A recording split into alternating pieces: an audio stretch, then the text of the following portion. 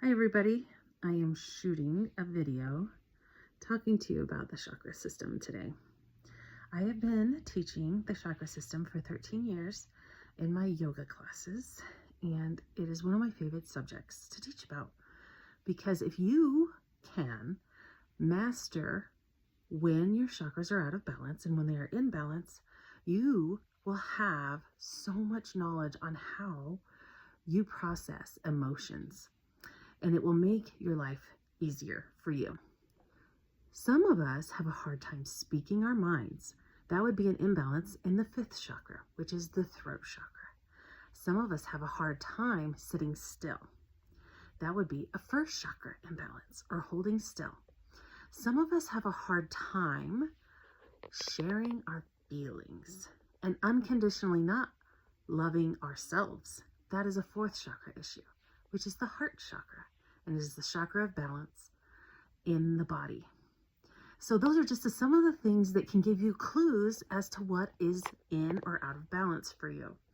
And when you know what's out of balance, then you know how to solve it, because I can tell you what to do to put it back in balance so that you can feel better. I've learned a lot of information from the chakra system from a woman named Anadea Judith. She has written at least 7 books that I know of about the chakra system. She even has an audio CD. How would you call that? It's a system, and each CD is a different chakra, and it teaches you all of these things on audio. And I know people don't do CDs anymore, but that is probably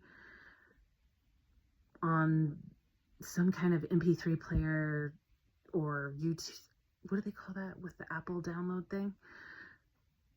It's something, you guys know what I'm thinking of. I have a problem sometimes saying the words that I can't get out of my mouth. And so that is a 5th chakra issue. These are the tips that I have learned that have helped me in my life. And yes, we are still working on things. We get better all the time, and we are always encountering other people and other situations that teach us more and more about ourselves and what we do need to do in order to find more balance in our lives. So if you're feeling out of balance, it could be in one of your 7 main chakras. And it's kind of like a map. This map can guide you to answers. And I appreciate maps, especially GPS, which is an interactive map that tells you where you are and where you need to go. So that is how the chakra system is for you. It is a guided GPS system. There are 7 main chakras, but there are also subtle chakras in the hands and in the feet. What is a chakra, you might be wondering and asking yourself? Well, it is an energetic ball that spins in the subtle body, or the energetic body, or the auric field.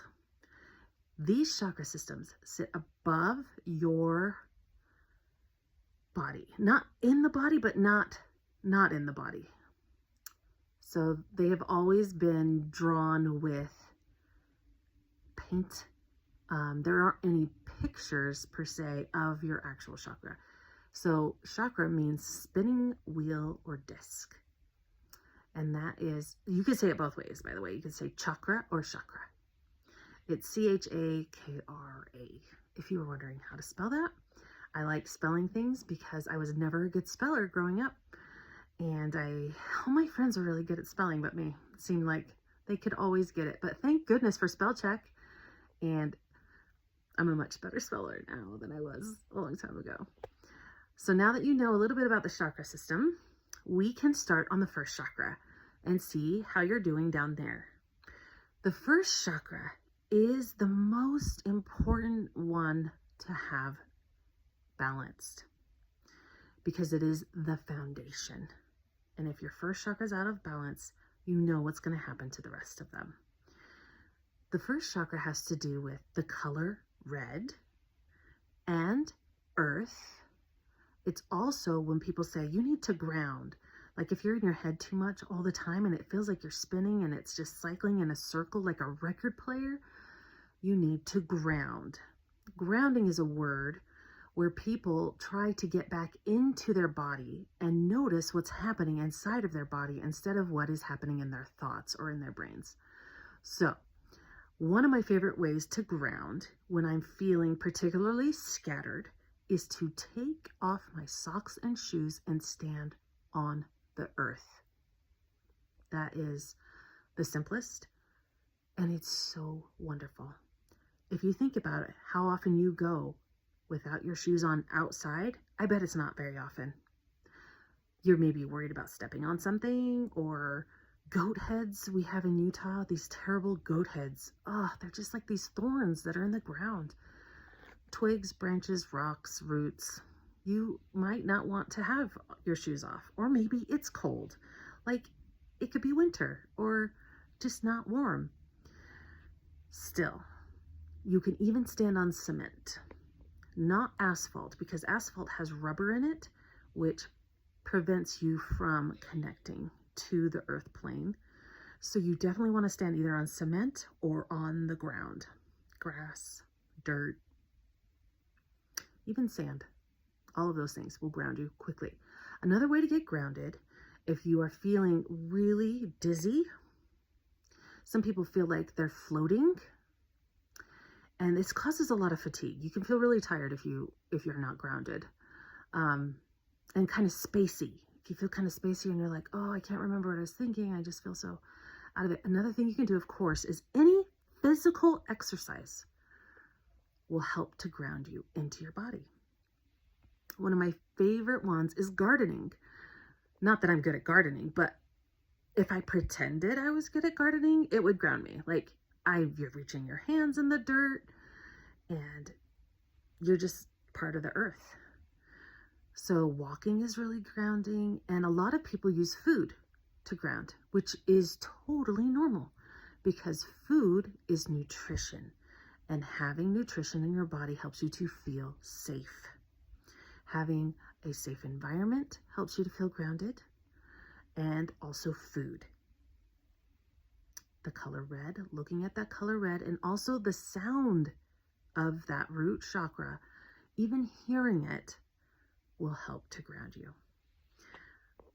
I want to say, if you are moving, you will feel very ungrounded. If you're going through a big change in your life with a new relationship, or roles can change with children and parents, or even aging parents and their children, and you might feel ungrounded. So try these steps to see if you can feel safe again. If you are in fight or flight, a lot of the time you are ungrounded, and your root chakra really needs to be balanced. There is a thing they call the demon of the chakra, and the demon of the first chakra is fear. F-E-A-R.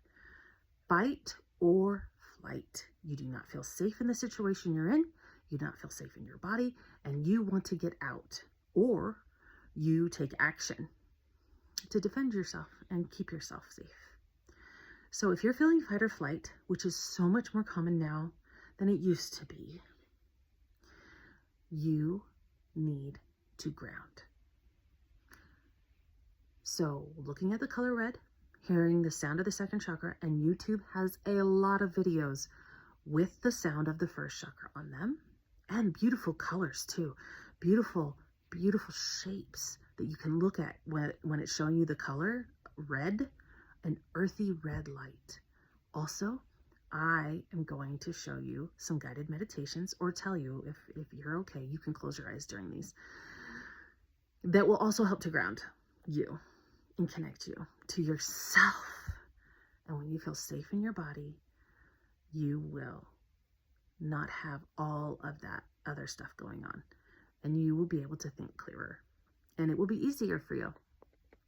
Okay, I know I've said a lot of different ways to ground, but again, smell, which I have not told you about, is the fastest way to ground into your body.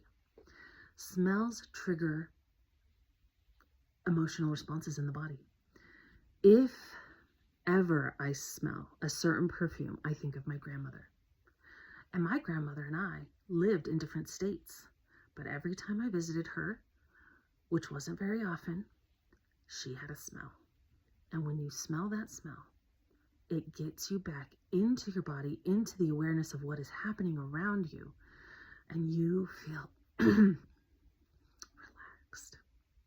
So I'm going to pause for a second, and then I'm going to come back and give you a guided meditation.